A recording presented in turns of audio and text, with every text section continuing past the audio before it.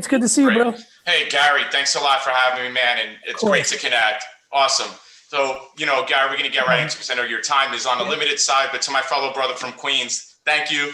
Um, Gary, look, you've been on the sports card stuff for at least the last 2 years, heavy. And a lot of people picked up on it definitely within the last year. But can you give some background to people that might not know how you got started as like a kid in the 80s and like early 90s, dealing, because I think that'll give them some perspective of, that you're not new to this.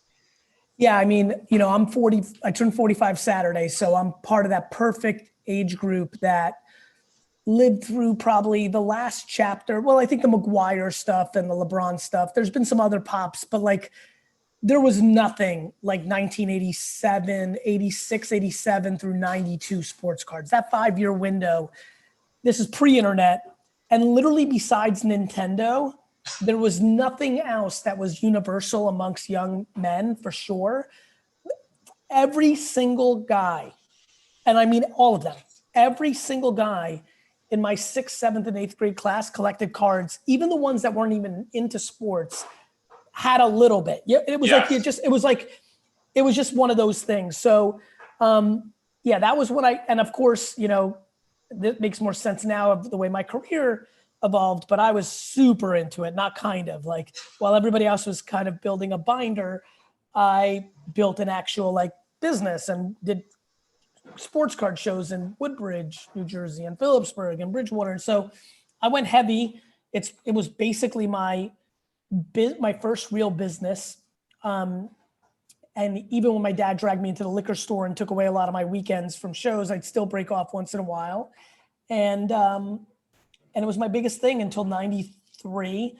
I kind of sensed the market was turning, decided to get out and sold my collection, started investing that money into believe it or not, toys.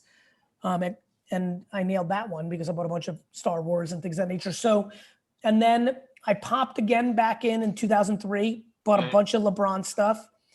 And then 3 years ago, I just started seeing something was brewing. What did you see? Because I think a lot of people are interested in that too. I read social media constantly, and I just started seeing a little bit more conversation. My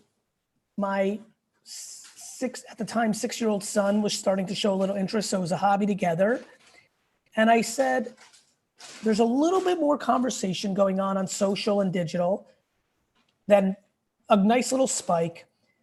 Let me go to the National. I've never gone. When I was a kid, I couldn't afford it. It was just not the kind of thing I would fly out to. So I went to the Cleveland National 3 Nationals ago, right? So this year was 2018 National. Mm-hmm.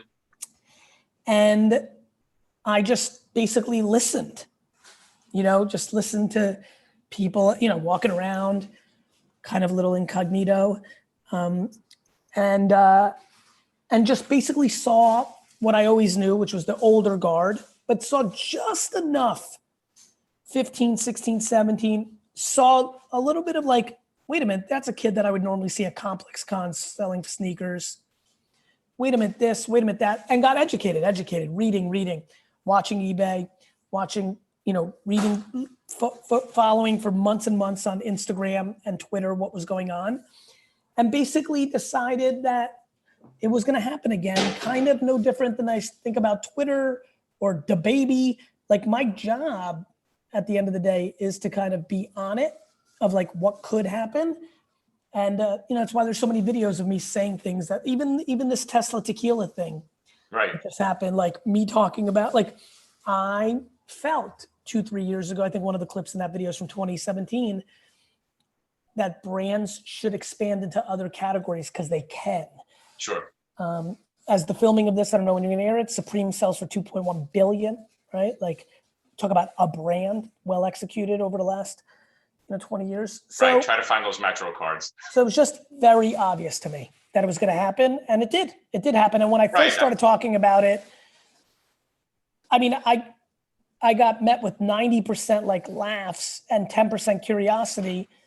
And it's been a cool one, for me. I mean, it's been really interesting to see you calling on guys like LeBron or Giannis, and then, actually have it, happen, do you have some other people like working with you on this? Because I remember you mentioning like on some podcasts that one of your close friends also is like, in the industry, and like, so you have a little bit of help. I had a lot of help in the scheme of things of like I talked to a bunch of people, but like Luka and Giannis, which were probably the two big ones for LeBron, was so obvious. It was like, it's LeBron. Right. And Maha bought some LeBron, like it was LeBron. It was like, this is LeBron. Like, so that made no sense to be $1,000, just none. What Luka and Giannis was more based on me being smart about basketball. Like that's what's so fun. Joe Dell just followed me on Twitter, and I DM'd him. I said, he is a solid baseball player. Like that, just being that knowledgeable. Like I think listen, I'm not unaware that I'm Gary V and people are going to throw shade at me. I followed sports in an insane, and I've been wrong a million times, like every other sports fan. But I'm not confused, and I do my homework, and so Luka and Giannis had put film on tape. It's not like I'm not going to go out and say LaMelo is going to be good or bad. I have no fucking clue. I don't even have a clue about Joe Adele. I mean, Brandon Wood a decade ago was a huge Angels prospect that was supposed to be the can't miss star. Right. Yeah. And he missed. So I think I just put in the work. I think I'm not I put in work. That's what I do. And Gary, let's talk a little bit, because my column is a little more focused on baseball, like in terms of MLB. So we'll bring it to Topps a bit. Sure. You partnered with Topps last year. You had your own insert set. What was that like for you? And then to curate your own set, to see this, right? To look up and see this. I don't even know. I'm not sure I'll ever, outside of buying the New York Jets, I will never do anything professionally that made me pinch myself more than when I formalized the deal of that I'm going to have a card. That's the Allen and Ginter. That at least I understand, and as you understand, and as people that read this understand, non-athletes, that makes sense. Now, I didn't grow up with Allen Ginter, thus ever thinking of having a card. Maybe when I was 14 with all my big ambitions, I could have thought about having a card, but it didn't exist. I had an insert in Top Series too. Like, I remember watching the video, you opening that. Go to the 5 and Dime, go to 7-Eleven, go to a sports card store, open a pack, and there I am. Even right now, I'm like, can't stop smiling. It's just insane. Right. And then, so like, with Topps the way it is, like right now, Gary, I think some people want to know, like, if you were put in charge of Topps, because they have that exclusive, that ridiculous deal with the union, that they have the exclusive on, the official, uniforms and logos. And that probably puts them ahead of like Panini and Onyx and stuff 100%, like that. 100%. What would you do to like further their marketing? Because they're releasing a slew of products, right? In part because they have to keep up with the massive amount of money that they have, in that deal. But what would you do if you were in charge of Topps now to, push MLB? I would create a new product that was extremely low cost. I think it's very important to have a 99-cent a pack product. So I would try to get a lot more kids in. I also think that Panini has out-navigated supply and demand to Topps. So I think their base products should have more one-of-ones and like lottery tickets in them. Right, which they don't, like opening day and stuff like that. They don't. And I think that would help. Look, to be frank, I would probably lean into the Fernando Tatis's, the Vlad's, the Soto, like some of these just outrageously talented America is becoming more Latin by the second. Yes. The Latin superstars in sports play baseball. But now, Gary, if you go up to like Washington Heights, where they play baseball all the time, I work up that way. I don't think a lot of those kids are collecting. So I feel like there's a little bit of disconnect in the hobby that way, where your biggest stars are your guys like Tatis, Lindor, Soto, Vlad Jr. How do we get those kids that are active participants playing the game collecting? Well, you just beat me to it.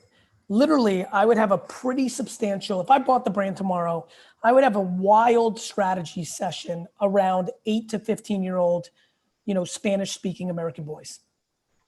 And how would I do it? I would do it through Spanglish content on TikTok. I would do it by doing something with J Balvin and Bad Bunny. I would do it by leaning into those 4 or 5 superstar players that we just talked about and try to do access and exclusive shit.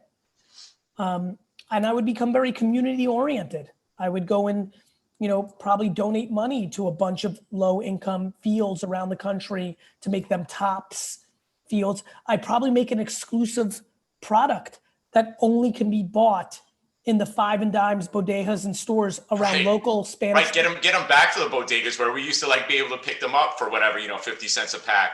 Gary, you also touched on a few years ago, which I thought was an excellent thing in regards to MLB, about how MLB AM was policing all kinds of content on social media. It looks like they backed off on it a little bit, but how do you think that's affected the long-term health of the sport as we continue to watch basketball, soccer, NFL grow? Look, I've been on the record about this, which breaks my heart. I'm not mad. I'm not mad at baseball. I'm sad for baseball. Let me say it one more time. Here's the quote. I'm not mad at baseball. I'm sad for baseball.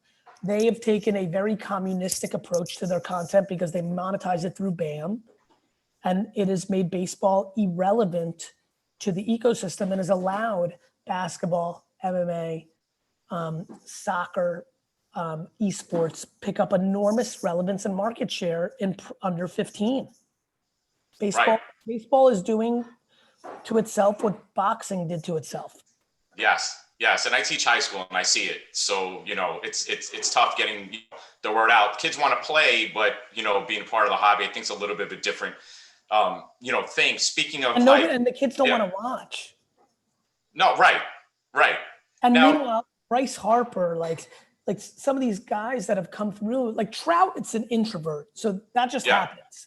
Kawhi Leonard's gonna it just happens. But I mean, baseball sucked the charisma out of Bryce Harper. But now, Gary, let's bring it into your realm, because I'm trying to tie these two things together, right? Because I think you got a very kind of interesting player that's under your aegis in terms of with VaynerBaseball, right? So now you've expanded. I talked to Greg earlier in the year. You have a very colorful candidate who got a lot of attention in the last week or two with Justin Turner. But Justin also is very popular on social media. I think Justin gets it, a bit. What was that like for you? Here you guys first run and you guys picked up a World Series for one of your clients, right? Right away, off the bat. Surreal. Plus, obviously he's, started his career with the Mets, just a great dude. Just insane, actually. Just insane in general. I'm also a very hardcore fantasy baseball player.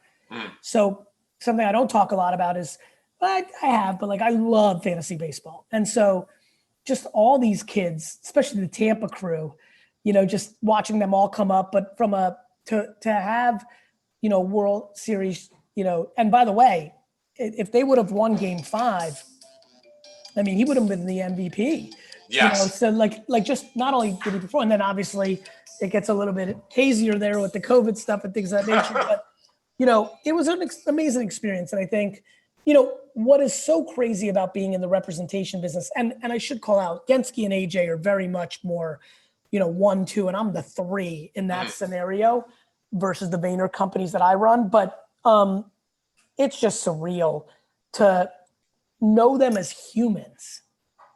To me, knowing them as humans and now getting into it, with baseball, you start looking at kids in high school. Right.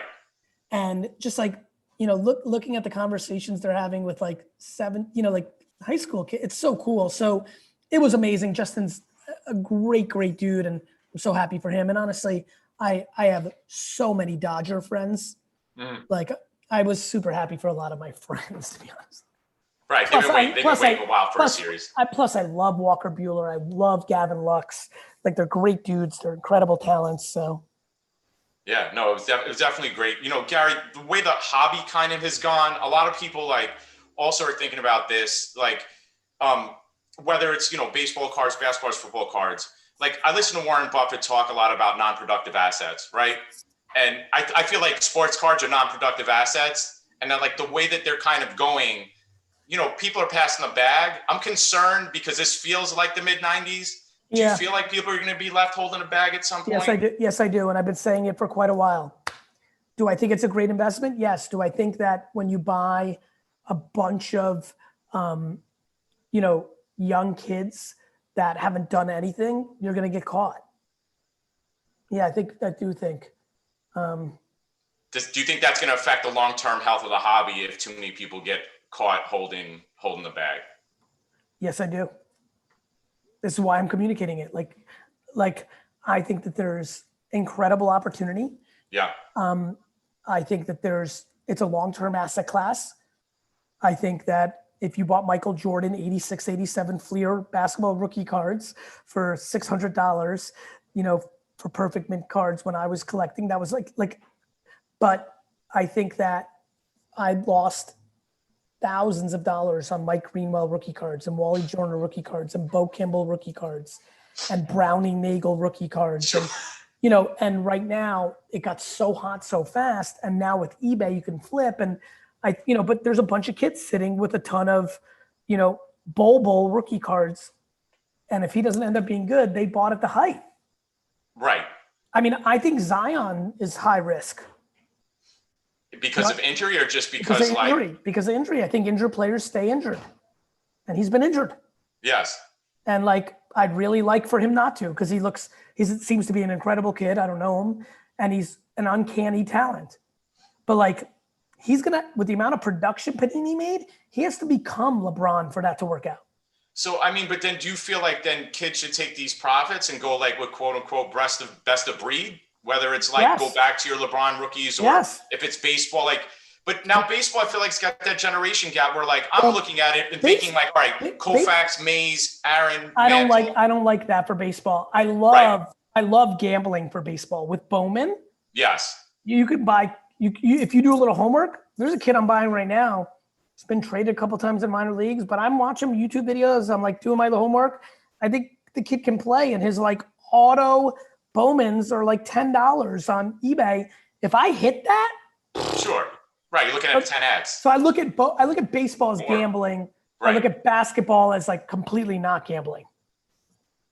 Meaning, I'm going to gamble on baseball because that's where I think the upside is. Yeah. On basketball, I'm in LeBron, old stuff. I'm old, OG stuff. Do you think kids will go back? Do you think they'll go back in terms of yes. that they'll do the history and go back to yes. those players that we looked at as yes. 50s, 60s era or 70s era? Yes, because I think there'll be a lot of content because of OTT over the next 10 years. And I think The Last Dance opened up a slew. The amount of documentaries that are brewing. Right. If The Last Dance, I saw a headline, don't know if it's true or not. If the people that made The Last Dance make a Stone Cold Steve Austin documentary, that 97 Cardinal, rookie card has got a chance. Yeah, ESPN's coming back the 86 Mets pretty soon. I think there's another one on them. Yeah, they're always fun to cover. They were. And, it's really been incredible to watch, sell on an event. I even got off a lot of stuff this year just because, a lot of people were paying attention. People were paying obscene prices even for, base cards. Just, bulk, because people were bored or they couldn't get out. It was also exploding. Yeah. Pre-COVID, it was happening. And it will continue to happen. It's dipped a little bit now and it'll bounce. It's a market. Right. It's a market. But you do see, there is enough, do you think there's enough, tailwind to push interest forward? I don't know, let's say the next 3 to 5 years. Do you think there's enough kids in it that'll stay in it because they won't get burned? Yes, I do. I think the market is wax opening, has pack breaking is an entertainment that has a lot of kids in it. Yeah, I think cards are. I think it's always been an asset class. I think enough heat has come now. I just think that people have to make good decisions. Right. And when you say good decisions, what do you mean by that, though? Right? Because that is it in terms of sell when you're ahead? It's the terms of realizing that yes, that's always a good idea. But if you sold when you were ahead on Kobe Bryant 15 years ago, you fucked up. Yes. But if you sold when you were ahead on Derrick Rose, you were right. So what do I mean by smart? This is a high risk, high reward game. The end. And then, so where does the hobby part of it stay? Right? Because you know, It's again, I'll pull the card up because it's the only thing that got close, right? Like, Thank you, brother. but I'm saying that, like, hold on to the card. It's like, all right, this is no offense, guy, right? This is a common, right? Well, I've got some. I plan on buying the New York Jets and turning that card. Right. So it may go, but what I'm saying is, like, you know, it's not a $30 base card yet, right? You know what I mean? And like, so I think that's where's the love for that? Because I feel like some of that's getting lost in the conversation. Well, that's up to the card companies, not collectors. Yeah.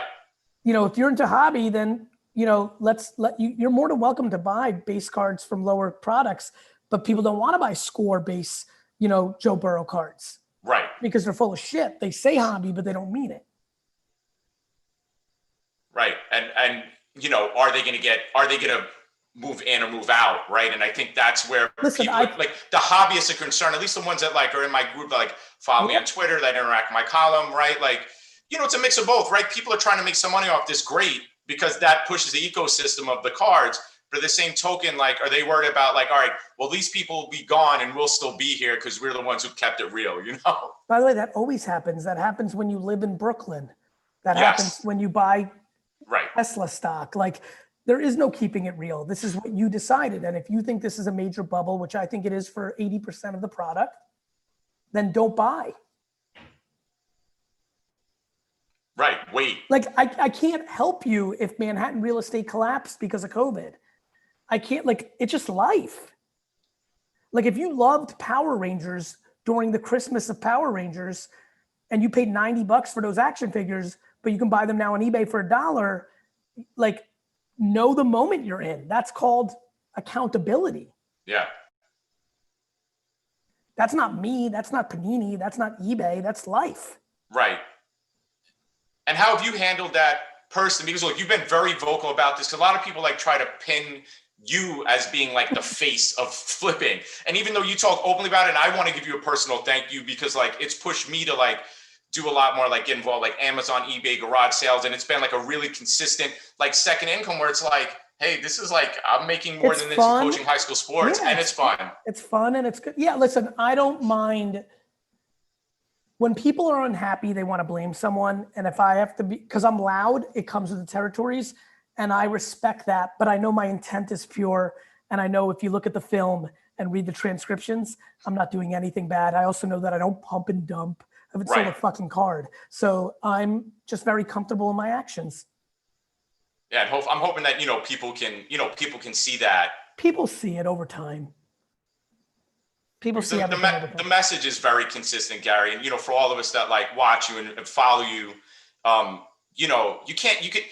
People think like you can fake it once, like maybe we can fake it a little bit here. But if it's like, all right, listen to the dude for 3, 4, 5 years out now, it's like you have a history where like the message has been the same and you now have the video to prove it. It's like, yeah, I said this in 2010. See? Like, that's right. The end. It's a great way to end because I got to run. Love you guys. Thank you, Mom. Thank you again, Gary. You got it, Nick.